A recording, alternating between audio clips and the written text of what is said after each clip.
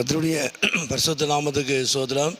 இன்றைய தினத்துக்கான தேவனுடைய வார்த்தையானது எபிரெயர் 6ஆம் அதிகாரத்திலே அந்த 15வது வசனத்தை நான் பார்க்கும் பொழுது, அந்தப்படியே அவன் பொறுமையாய் காத்திருந்து வாக்குத்தத்தம் பண்ணப்பட்டதை பெற்றான் என்று சொல்லி வேதத்தில் வாசிக்கிறோம்.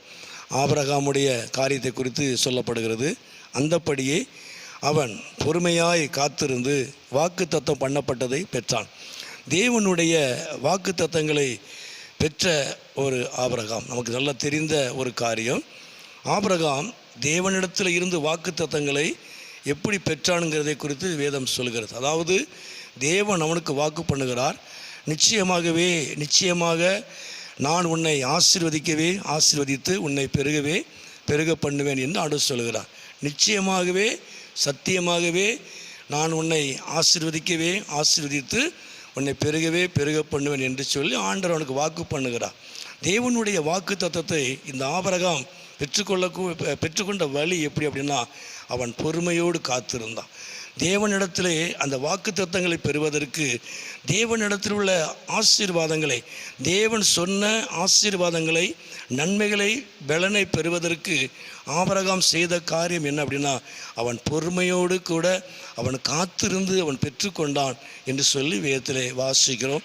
உண்மையாகவே ஆண்டவர் பொய் சொல்லாதவர், வாக்குத்தத்தம் பண்ணினவர் உண்மை உள்ளவர், அதை நிறைவேற்றுவதற்கு அவர் வல்லமையான தேவன். ஆகவே நிச்சயமாய் ஆபிரகாமுக்கு நன்றாகவே தெரியும், தேவன் எனக்கு வாக்கு பண்ணியிருக்கிறார், இதை எனக்கு செய்வேன் என்று வாக்கு பண்ணியிருக்கிறார். தேவன் எனக்கு தரிசனங்களை கொடுத்திருக்கிறார். தேவனுடைய தரிசனம், தேவனுடைய வாக்குத்தத்தம் ஒருபோதும் மாறாது. கர்த்தர் நாமத்துக்கு மகிமை உண்டாவதாக. ஆகவே தான் ஆபிரகாம் அவன் பொறுமையோடு கூட காத்திருந்து தேவனிடத்தில் இருந்து வாக்குத்தத்தம் பண்ணப்பட்டதை, நன்மைகளை பெற்றுக்கொண்டான் என்று சொல்லி வேதத்தில் வாசிக்கிறோம். அதே நேரத்தில் கூட ரோமரில் கூட ஒரு வசனம் உண்டு, அந்த 4ஆம் அதிகாரத்திலே. அதாவது முழு நிச்சயமாய் நம்பினான், தேவனை முழு நிச்சயமாய் நம்பினான், தேவனை சந்தேகப்படாதபடிக்கு என்று வேதம் சொல்லுகிறது. வாக்குத்தத்தம் பண்ணின தேவனை அவன் முழு நிச்சயமாய் நம்பி அவர் மேலே சந்தேகப்படாதபடி அவர் மேலே நம்பிக்கை உள்ளவனாய் இருந்து பொறுமையோடு கூட காத்திருந்தான். தேவன் அவனை ஆசீர்வதித்தார்.